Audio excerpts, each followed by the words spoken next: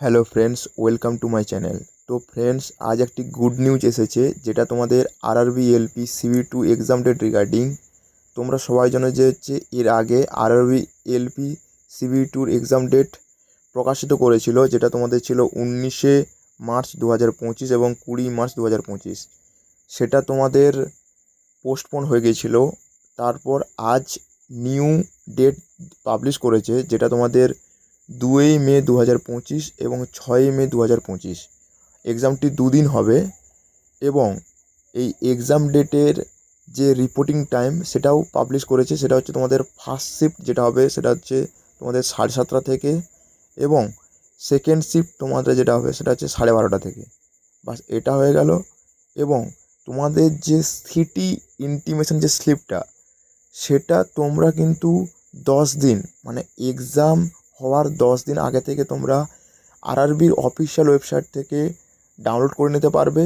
এবং যে admit card, সেটাও কিন্তু তোমরা 4 দিন আগে, এক্সামের 4 দিন আগে থেকে তোমরা আরআরবির অফিসিয়াল ওয়েবসাইট থেকে ডাউনলোড করতে পারবে। এরপর যেটা আসছি মেন কথায়, সেটা হচ্ছে আর তো বেশি দিন বাকি নেই, গোটা ধরো 25 দিন বাকি আছে। তো এই 25 দিনে কি করবে? আমি বলবো 25 দিনে যেটা তোমাদের ফার্স্ট প্রায়োরিটি থাকবে সেটা হচ্ছে বারবার রিভিশন করো। রিভিশন যত বেশি করবে তোমাদের সিলেকশানের চান্স কিন্তু তত বেশি বেশি হবে। এবং আর প্র্যাকটিস করতে থাকো, প্রচুর পরিমাণে প্র্যাকটিস করো কোশ্চেন। আর তার সঙ্গে সঙ্গে যেটা সবথেকে বেশি, আরও বেশি ইম্পর্ট্যান্ট, সেটা হচ্ছে তোমাদের মক টেস্ট। এবার মক টেস্ট তোমরা কখন লাগাবে? মক টেস্ট কিন্তু তোমরা এখন থেকে, তোমরা জানো যে তোমাদের রিপোর্টিং টাইমটা দিয়ে দিচ্ছে, তো সেই রিগার্ডিং তোমরা এক্সামটা দেওয়া শুরু করে দাও। তাহলে কি হবে, তোমরা খুব ভালো পারফরমেন্স করতে থাকবে। এবং তোমরা শুধু এক্সাম দিলে হবে না, এক্সামটা ভালোভাবে অ্যানালাইসিস করবে।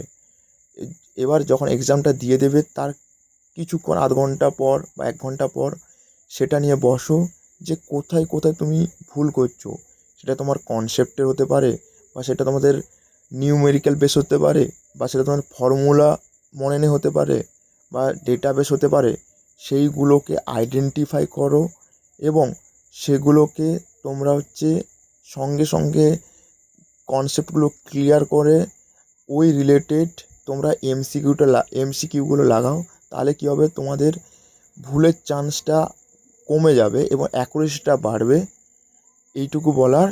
এবং মন দিয়ে পড়াশুনো করো, ভুলভাল চিন্তাভাবনা করো না। তো এটুকুই বলবো। ধন্যবাদ।